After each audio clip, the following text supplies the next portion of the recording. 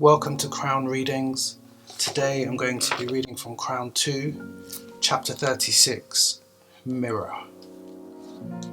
And you turn your head in the direction of the clouds, with your face exposed, knowing that gazing into her infinite is to see a reflection of everything that you know you are. You're still learning to accept that you are an immeasurable vessel on assignment, relearning how to use your wings again. Learning how to debunk all of the perfect in your imperfection cliches that you subscribe to within this matrix, and how to acknowledge your worth without need of affiliation to some flaw which confirms your inadequacy. You gaze the chronicler's gaze into perfection of love and make yourself available for the vacancy of this moment, and to become vulnerable in the company of your own light, yet at peace with the aura of your own shadow, is to align with the deepest level of intimacy that you can have with your heart. You look into this broken mirror and you see them both, the courageous depiction of royalty that you should be, yet the frail person that you've been held to. You see your recollected smile to the depth of a vision's reach, and through it you see your tormented soul, lost, waiting to come out of the materialistic exile and experience what it truly means to be royalty in a world that reflects nothing but a projected image of all that is superficial.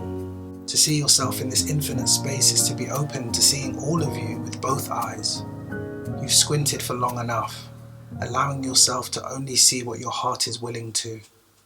But upon this endless realm of truths that you can no longer avoid nor deny, and Heart Owl digs her claws a little deeper into the slope on your left shoulder, I'm guessing she felt that, just as you did. The sky, the largest mirror known to you, a multi-dimensional manifestation of God's creation, a translucent canopy above all and one, and it stretches beyond frontiers of the limitations within your own mind. It is lush, luring, and sweet, godlike in appearance while human in its expressions. Though your quest to find the true you has remained as a silent witness, a quiet spectator since eons past, and a formation of baby galaxies in the cosmic drama of all that you have endured thus far. And though so vast and mighty, still it reflects for you, to you. In this moment, it presents you with a space which you can neither fully comprehend nor unravel, but also a space where there is no demand for you to. This infinite space aligns with your gaze in varying forms and shapes, floating across the shades of grey, forming and melting from one nothingness into another, below the arch vault of heaven. But this freedom to see a plethora of reflection also means that at times the clouds coalesce to dissipate as rain, gentle rain with rhythmic beats lashing against the earth onto your exposed face. The sky is held captive by its own void of eternal silence, and despite its wide range of colourful spectrum and moods, it forever retains its pristine colour of azure blue behind its grey and sombre clouds that you have been shaped to see. Each morning the sky presents you with a clean blue slate where nothing ever remains written or etched, and this sky, this infinite reflection now calling on you to make a new beginning before time runs out and it becomes too late. Once these thunder clouds and storms dissipate, it is vital for you to keep your hopes and aspirations forever alive. This sky remains with you as you journey on as your ultimate frontier, stretching the dimensions and capacity of your own human consciousness, until you arrive at a place where your consciousness learns to merge with the divine, to become one, and to blend under the shadow of the Almighty with new words. And you've worn these masks for so long a time that you've lost your own face. You've mastered that everything is fine smile because you don't want to draw attention to yourself. And quite frankly, your expressed words will never be understood at the depth of what you feel, be it filters on your photo, good lighting, or maybe the angle you so elegantly mastered. You've given no room for your pain to enter the frame, and you're good at it. Most wouldn't believe all that you've been through and how you are still standing through it all. But those eyes, they are a library for all who care to read, a reflection of the nostalgic JPEG sitting on your desktop, destined to be erased, knowing fully well you have a backup. Moments that you cling to but hide from simultaneously. A cycle of touching the wounds that you're yet to heal. but I see you.